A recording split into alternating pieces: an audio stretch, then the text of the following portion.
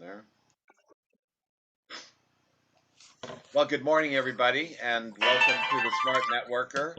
It is Monday, the 21st day of March, and we are officially now in spring. So it's a whole new deal. Today, I just released the next take a look video called "Building Your Team," and I put it on WhatsApp and I put it in daverolf.com. This is why I want to talk about this subject today and really see if we can beat this up and provide valuable information, because this is the key. This is what Nikon was built for. This is the design of this company. This is where the big bucks are. This is where residual income lies. This is where everything that you possibly want is located, is in this idea of building a team. Now, for some reason along the line, um, we kind of lost. I don't know what we lost, but we lost something, and it was the know-how, or it was the instruction, or it was the excitement, or it was the idea of what we had to offer. Now, when I was a young lad and just getting my feet wet, um, I went to this meeting. You probably heard this story, but I'm going to tell it again anyway. And this guy got up there, and he was an ex-school teacher, and I was the only guy in the audience, and he explained what the deal was, and I was kind of like, okay, arms crossed, sitting in the back, okay, tell me something I don't know. And I was a little cocky and wet behind the ears, but he said, imagine owning a Coca-Cola machine on every street in America, and every time somebody bought a Coke, you made a nickel. So see, they're here. Okay, Madeline, mute. Yep. Whoop, sorry. And so I don't know why, but I just saw thousands and thousands and thousands of piles of nickels. And it was that imagery that got this thing up here, my mind really moving in looking at solving the problem. Well, that's what the mind is, right? It's the problem solver. So it just went to town. It went to work. It was like, oh my God, I could do that, or that. Wow, how do you do that? I mean, that's incredible, because it was related to life, living, survival, circumstance, where it was at, thinking about what I want. And of course, in our lives, for us, in the last 20, 30 years, I mean, we've been bombarded with lifestyle and living and fancy houses and fast cars and all of the really good things in life. I mean, that's what Madison Avenue learned to do. If they put out the right image, you'd buy. And we're all consumers. That's all we do is really consume. From the time we get up to the time we go to bed, we're consuming something. So that whole imagery was lost in our ability to communicate to others. Now, a lot, when I first got started, I like everybody else, I was promoted on the product. Did not register with me at all. I want you to think about this for a moment, because I was approached on the product and it didn't register. And the reason it didn't register is I didn't have a problem. I didn't have anything wrong.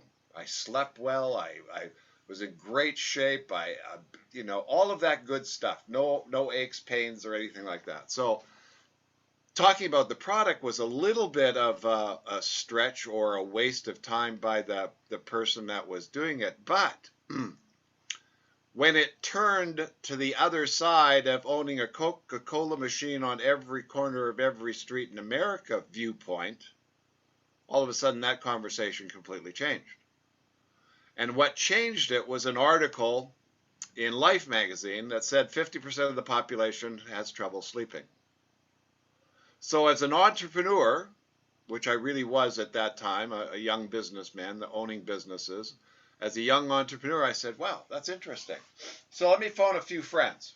So I phoned a few friends on Wall Street, a few friends somewhere else, never heard of this thing called magnets. Never heard of the technology, never didn't understand what it meant. And I thought, okay, that's interesting.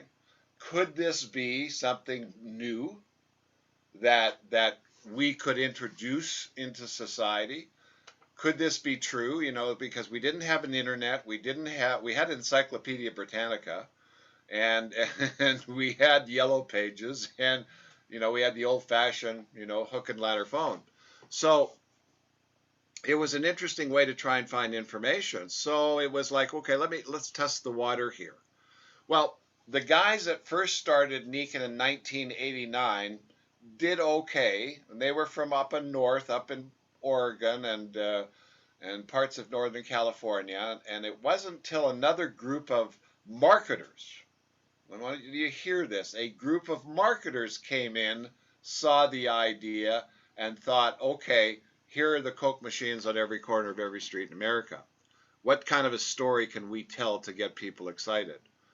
And so it was the story that led the way.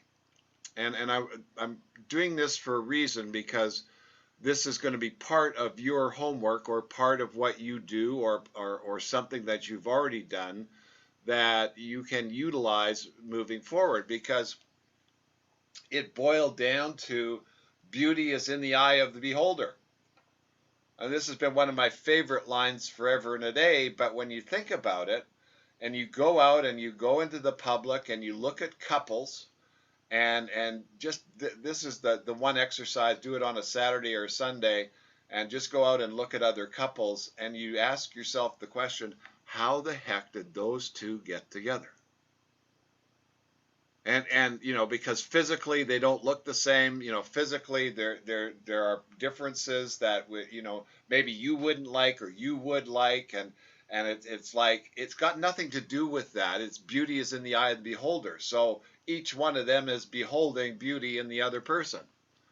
And it could be how they speak, it could be how they touch, it could be a number of different things. It doesn't have to be one thing. It could be thousands of different ideas that come together that, you know, make it plausible for each one of them to, you know, be in love and be with that person and enjoy the other person's company. Well, that idea came from somewhere else, and I thought to myself, okay, here was my situation. I had a young family. It was blended. I was in a second marriage, and at that time had this, you know, 3 kids instead of 2, and had this. You lived in this in Reseda, California, and it was an expensive neighborhood. The nut to pay for living was $8,000 a month, and I had just left this other business that I put everything I had into that went bust because the manufacturer couldn't perform anymore, and so on and so forth. So I'm not desperate. I'm not, you know, crying on the floor. I'm not yelling and screaming, although maybe I should have. But I'm scratching my head saying, I want those piles of nickels. And then the guy calls me. And he calls me with the idea of, you know, this lady up in North used Mag Boys on her hands because she had arthritis, and after doing that for 20 minutes, you know, she got mobility in her hand. Well, that's a great success story. I mean, somebody could use that if he ran into somebody that's got arthritis in their hands and use your Mag Boys. Fantastic stuff. However, it doesn't mean that lady's going to go out and tell somebody else. She might not. She might be you know what I'm saying. So I said that was very interesting. Like other people, my first thought was refrigerator magnets, you know, and I thought of the pet guy that did the pet rock and made $1 million and painted rocks and faces and sold those in stores and made a fortune. And so from a marketing standpoint, well, what's marketing? Well, marketing is getting the idea of what you got out there. How do you go about it? How do you, you know, what does Madison Avenue do? Commercials. What do commercials do? You know, just as a segue here, the Super Bowl came on this year, and there was a company that just put on a QR code on the screen. That's it. Didn't say who they were. Didn't say what it was about. Just put a QR code on the middle of the screen in the middle of the Super Bowl.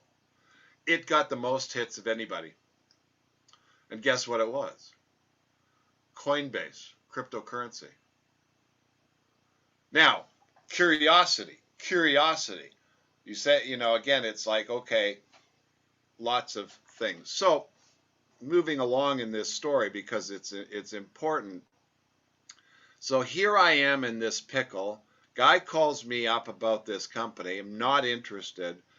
I'm stuck with a huge problem. I'm stuck trying to figure things out. I'm stuck trying to figure out how to do things. Now, at the time I thought, well, am I all by myself here? Is this, you know, I probably did. And then I didn't know what to do, and Christmas was bleak as hell. And then all of a sudden he comes along and he talks about money. He asked me, well, why aren't you thinking about this? And I said, well, I don't have any money. I can't do, I knew, I'd been in networking 13 times, so I knew what to do. I just said, I have no money. I couldn't buy any product. I couldn't buy any promotion materials, blah, blah, blah. He said, well, I'll help you. I said, well, that'd be kind. That'd be great. And he said, by the way, these guys in their first month made $22,000. I said, what? He said, these guys in their first month made $22,000. I said, holy, you know what? I used football language. And it was like unbelievable. And I said, oh my God. So I took a different look. Now, it's amazing. It's, you know, and I'm going to use some guy language here, you know, a really nice looking girl walks down the street and watch every guy's eyes go, wow, you know what I'm saying? And they take a different look. Well, that was exactly what it was. The language he used, the pictures he showed me, the imagery that was created caused me to take a different look. And here's the real secret of this. And this applies to all of us, you too, in that if you have an issue, a problem, a challenge, something that's bothering you, festering you, it will stay there, and you're going to do one of, well, you're probably going to do maybe one of four things, but one of two for sure. One, you're going to try and bury it and get rid of it if you can't deal with it. Two, you're going to try and forget about it as much as you can if you can't handle it or deal with it. Three, you're going to try and ignore it as much as possible if you can't handle it or solve the problem. Or four, you're going to face it, confront it, and handle it. But if you don't have the resources or the method or the solution to handle it, you're going to probably apply 1, 2, or 3. Now, it won't go away until it gets handled. But here's the magic of our business. So you run into somebody, and you're going to hear this on the tape, you run into somebody that has an issue, a problem, a challenge, and you come along, blah, blah, blah, blah, blah, it's a wonderful day in my world, and I want to talk to you about magnets, money, whatever. And they got that issue. Guess what happens? They pay attention. They take a look. So it's just like, you know, anything else. You know, you've been trying to solve this problem and decorating your home, and you walk into the store, and there's the perfect piece. It's sitting there right in front of you saying, oh my God, that would look perfect in my living room. That would be ideal in my kitchen.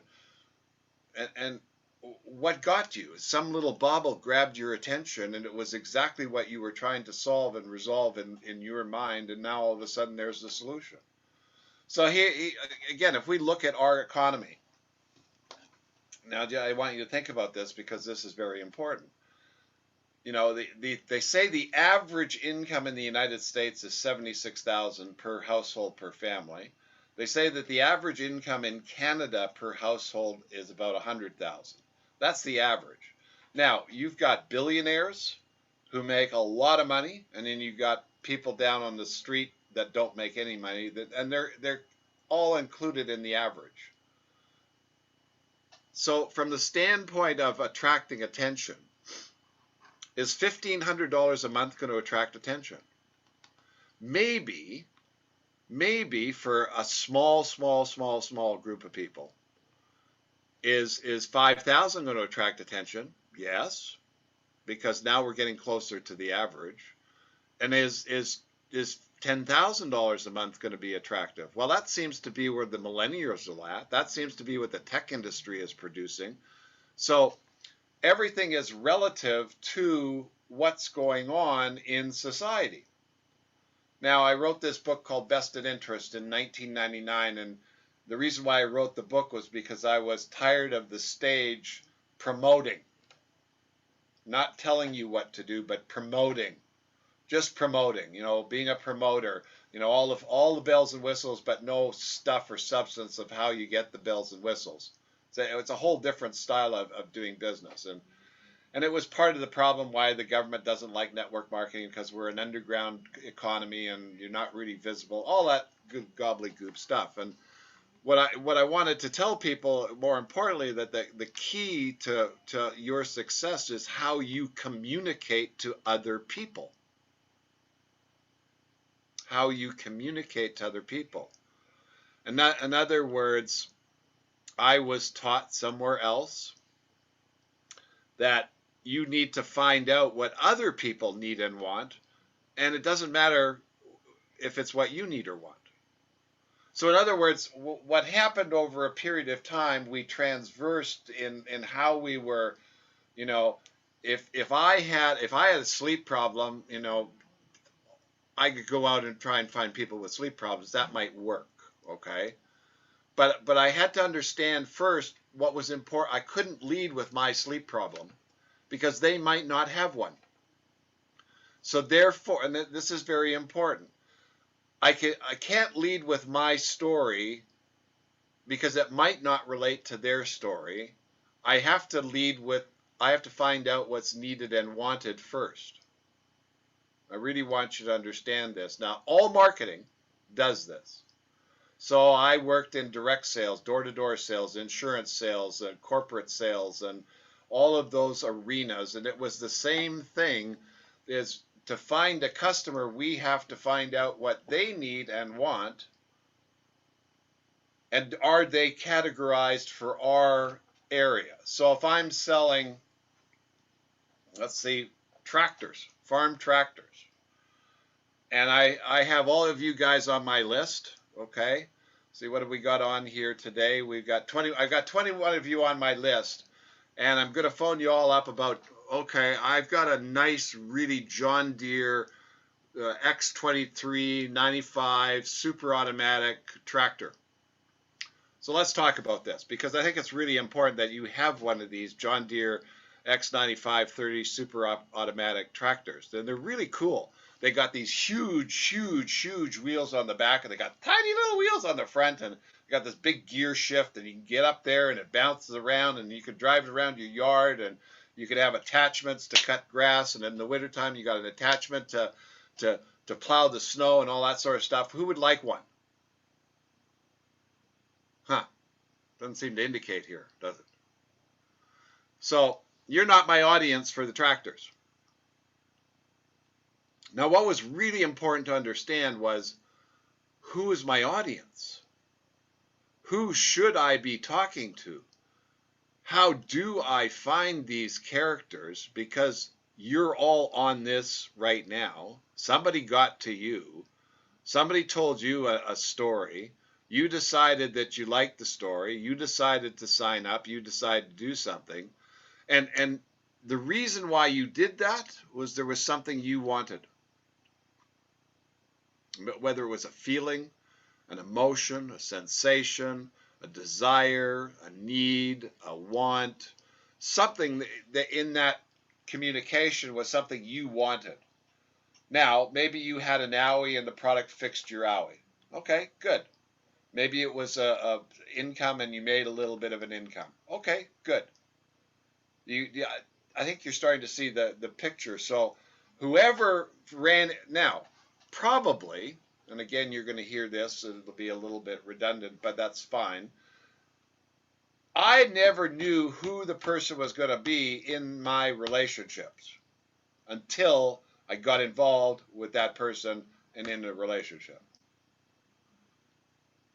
My best friends growing up in school were developed because we played together, we played well together, and we had this mutual want and mutual desire and mutual need. And I like that word, mutual.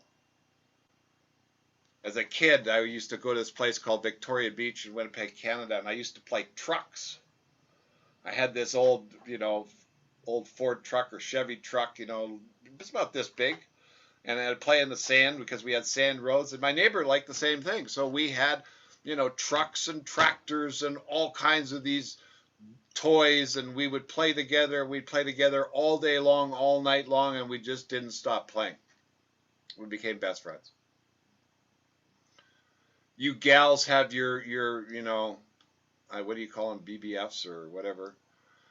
You call them something that your best girlfriends that you've had for most of your life, and you guys can sit down and talk about anything, everything, always, anybody, beat the crap out of it, tear it apart, upside down, backwards and forwards.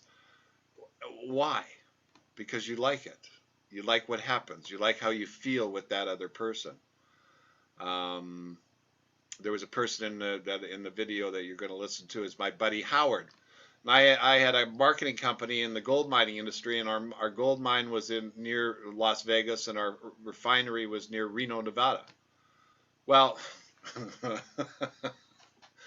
we'd love to go to Vegas.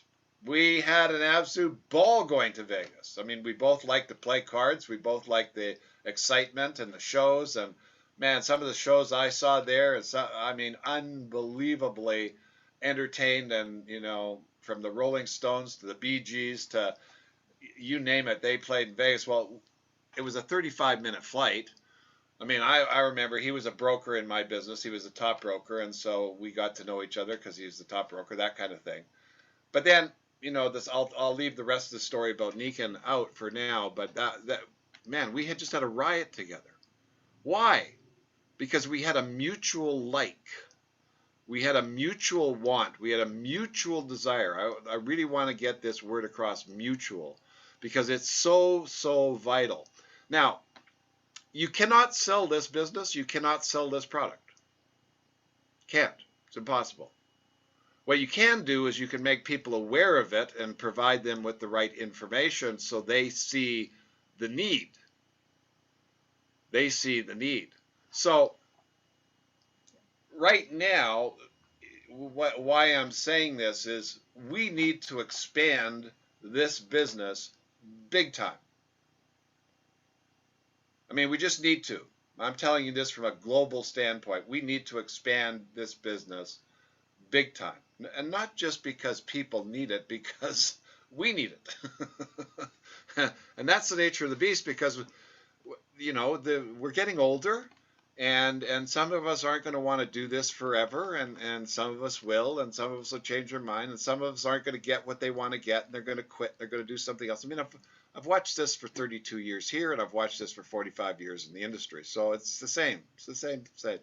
The sales industry is the highest turnover industry in the world. Highest turnover industry in the world. And we're in that industry, however you want to call it. Well, we share products. We share ideas. Yeah, okay, fine. Fine. What's the bottom line is somebody buys what you are selling. And that's the bottom line. So, again, you want to confront whatever it is you do, because when you confront it, look at it, you can deal with it. When you don't confront it, you kind of bury it, hide it, disguise it, and therefore you don't get to deal with what you need to deal with.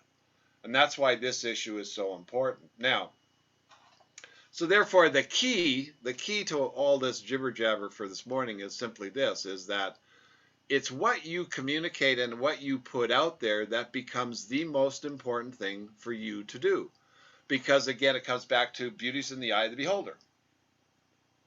Okay, you can't sell this. You can't, okay. So yeah, could you get on the phone and could you phone people up? And yeah, you could, and you could telemarket this product in some way, shape, or form. And I would do that with water.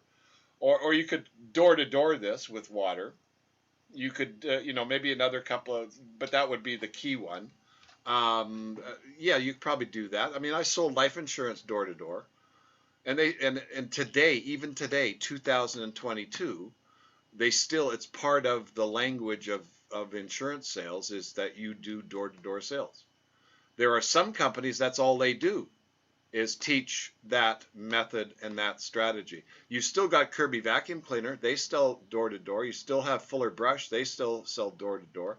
There's a lot of companies that sell door to door. Why am I saying that? Well, again, what they're doing is going out and establishing and creating potential customers by providing them with information for those that won't look.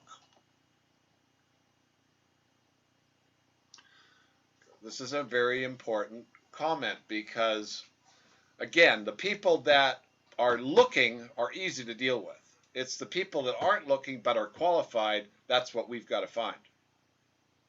And that's what we do in our communication. So you're going to hear in this lesson, just in the short version and in the long version, that the whole object of this exercise is to get out into public and talk to as many people as you possibly can and find out what they need and or want, okay, and then provide them with the solution that you want to provide them with based on what you hear. So you talk to somebody and you say to them, oh, hi, Mr. Jones, how are you today? And he says, oh, I'm just great, just wonderful, ducky, all that kind of stuff. And then you get into this neat conversation between the two of you, like, you know, you can do. And all of a sudden the subject of work comes along. You say, well, what do you do for work? And the guy says, well, you know, I'm stuck in this job. I've been doing it for 10 years, and it's kind of like a no end situation. And I work for the government, and I'm not, you know, blah blah blah. So he doesn't sound very good about it. So you explore, and you say, well, you know, is this something you want to do forever? You know, and all of a sudden, bang! No, if I could get out of this, man, okay. So there's your prospect. Say there are three things that you're looking for: dissatisfaction, desire, and need of change. Those are the three buzzwords. Now, every single successful Nikon distributor I've ever surveyed or talked to did not know they were going to be a Nikon distributor ahead of time. I want you to think about this. They didn't know ahead of time. Unless they were going to inherit it, or unless they were approached to buy it, or a distributorship, or whatever. But in reality, the old-fashioned way. So what is that telling you? It tells you that beauty's in the eye of the beholder. And you got to think this way. Because if you do, then you become more attractive to them. See, if you find somebody that has a problem, an issue, a challenge that they haven't been able to resolve, and you come along and dangle the solution in front of them, they're going to fall in love with you.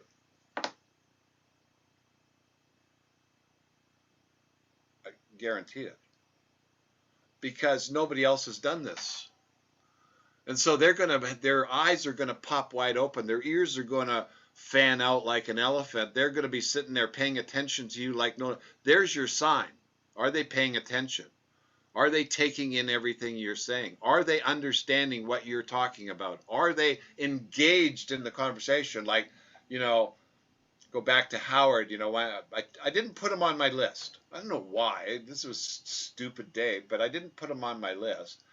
And then once I learned who I was looking for, then I put him on my list. I called him up. I said, Howard, I think I found the goose that laid the golden egg. And I explained about what it was, et cetera, et cetera. And I said, I want you to try this product. And I sent him a mattress pad to sleep on. He slept on it. He called me 2 days after he got it. Said, I don't know what you got him in. And then I couldn't get him off the phone for days and weeks and months. Because all we were doing is talking about, how do we do this? Where could we go with that? What country could we go to? What state could we go to? What city can we go to? I want to just throw it a little bit. When I was doing Herbalife, what we used to do is we used to throw ads up we were in Southern California, and we'd throw up an ad in Portland. And then we'd say we're looking for just distributors or whatever, and then we'd fly up and interview people. We just as a concept here, expand your horizons here. You're CEOs of your own business, and you're in a marketing business, and you sell products, and you got a lot of products. But what you really want, trust me on this, guys, you really want distributors in your business that do exactly what you're doing, because that's the true benefit of this business. Now, I'm now 32 years in this business. I want to tell you that from the time I was in my late 30s till now, when I'm 70, I just had the time of my life. I didn't have to go into an office. I had money rolling in like truckloads every month because of what I established and built. I traveled the world, did all kinds of exciting things, started all kinds of interesting business ventures, was able to spend time growing up with my kids, could buy anything I wanted, could go anywhere, all of those kinds. And I wasn't a gazillionaire, and I wasn't a billionaire. So it's all relative. I can imagine what those guys, if I was, in my 20s, I might be thinking, well, how to make $1 billion, but that's a different story. But I want you to envision that idea, because that's what you're trying to portray, but you got to be able to show them, how does that come about? How does that reality come to fruition? Because those are the guys that you want as partners in your business, is the dreamers that really want to go somewhere and understand the power that this thing has to offer. Now, I didn't create that success by myself. No way. I had a team. And they were on my first level, my second level, my third level, my fourth level, my fifth level, my sixth level, my seventh level, my eighth level, my ninth level, my 10th level, my 11th level, my 12th level, 13th level, 14th level below me. And it was a matter of coordinating, and and again, there were many people that were on the same page that loved to make money. Not that money's the be all or end all. Don't mistake what I'm saying here. All money is, and I really want you to understand this, all money is a scorecard of your creative ability to build this business right. And the more creative ability you put into it, the greater the return is going to be. Now, there's no question that we live on a planet in this galaxy right now that relies on exchange of green pieces of paper, and the US dollar is the world currency. It's the most valuable currency in the world. And try and go into a store and without any of it and buy something. It's pretty tough. You could be a really nice person and say, please, I need a bottle of milk or a loaf of bread. I have no money. And somebody might be kind enough to give it to you, but you get the message. So what I realized very early on was, okay, this is interesting.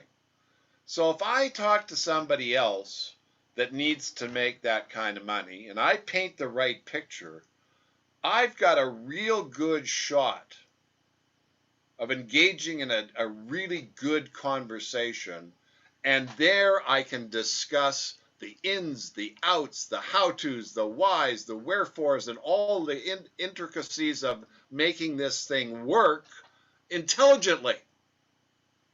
Not with, oh, no, I don't want to hear about, no, not that stuff. But, okay, so let's see, how could we find 3 good guys to do this business? What are the buttons we need to push? Well, we need to find 3 guys that need to make money. Okay, so how could we do that? Well, you could ask, do you need to make any money? You could be intelligent about this. You could look at the right places. My upline was a guy by the name of Jeff Van Blarcom. He sold his business to Gary. He was a tire changer. That was his profession. So again, who do you want to talk to? Jim Jantz, who became a Triple Crown ambassador with Amway, was a school teacher. Trish Rochine, who was one of the top distributors in Herbalife, was a grocery clerk. Where are these guys? They're anywhere and everywhere. What are the three key elements? Dissatisfaction, desire, need of change. So in the video, and I want you to watch it, there's some questions that you'll practice with your sponsor, your spouse, your friend, that are going to allow you to gain that ability to find out more, because that's really what you got to do. In other words, your job here is not to necessarily dangle the product and fix an alley, although you can do that, and it's limited because of your time and where you can go. But I've literally helped hundreds of thousands of people, done over $1 billion worth of sales of this product around the world in my career. And I didn't do it by selling product. I did it by creating a network of people, and we all sell product. But the network grows faster than the individual's ability to find prospects who want to buy the product. That's the idea here. And again, each person that comes in brings in a couple of hundred new people. You know, talk to Leo. He knows. Leo's found a little way for himself that really works, and he's expanding his organization and growing.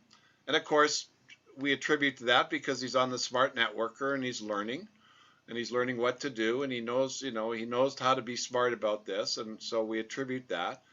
And no, I'm gracious to have him on our calls all the time. And I know what he's really here for. It's to learn English.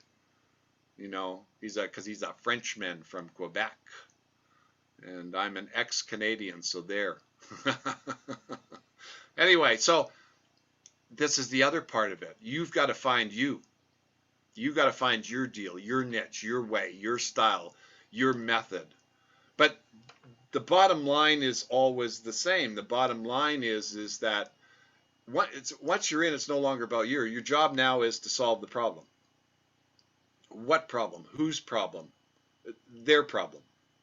So you go out the door and you talk to somebody, and so the intention, the mission, the desire is, I wonder how I could get that guy to talk about the business. That's the game. That's the game. It was like if I was a young man and I was going out for social evening, my question would be, well, I wonder who I could run into tonight and what kind of fun we could get into. That was the game. Then it was, is it you? No. Okay. Is it you? No. Okay. Is it you? No. Is it you? Yeah. Okay. Let's go. I'm being very crude, but it's the dramatization, and you get the imagery because you've all been there. So that's the idea, guys. Now, again, in my total career, I found the first guy in the first 30 days, second guy 60 days out, the third guy 90 days out. Number 4, 5, and 6, 4 handled 2 years later, 5, 6 years later, and 6 years later. So it didn't happen overnight, but it was only 6, and now it's all boiled down to 3. And, you know, I don't always qualify as a Royal Diamond. Last month I did, which was fun. I was fully qualified as a Royal Diamond, and that was a fun thing to do. But I'm in a whole different kettle of fish right now. I'm in a whole different ball game. I spend 90% of my time doing this stuff. Writing, educating, teaching, because that's what I want to do. Because here's the deal. If you become successful, then this thing takes off again. And if it takes off again, then my existing group expands as well. So it's a total win-win situation. So in summary, let's summarize this up. What's your job? Well, your job is to figure out and solve the problem. That's your job as a CEO. What's the problem? Not enough people in your downline? Probably not. Probably not. So that's the problem. So go find one person. Go find one person that you can figure out that they really need to do something. And I mean, they really need to do something. They really want to do something. They're engaged, they're interested, they desire to do it, and they're willing to put up with it. You're going to see the questions in this video that You should ask. And then marry them. Not figuratively, literally, but you know what I mean. Just you marry them. All you do is help them build with your knowledge. If you think about the power of two, then think about the power of four in the same organization. And you've seen the videos that I put out there of how we built George, how we built Howard, how we built Chuck, all the same way. Go deep, deep, deep, deep, deep as you can, because then that creates that all the volume rolls up, all the volume keeps coming, all the volume is part of that group, and you create that team, and it gets sufficient enough, gets big enough, and the ultimate that it gets to is they need and have to qualify to get their check, and they'll even write a check to do that. That's the ultimate. And I was there for years and years and years and years and years and years and years.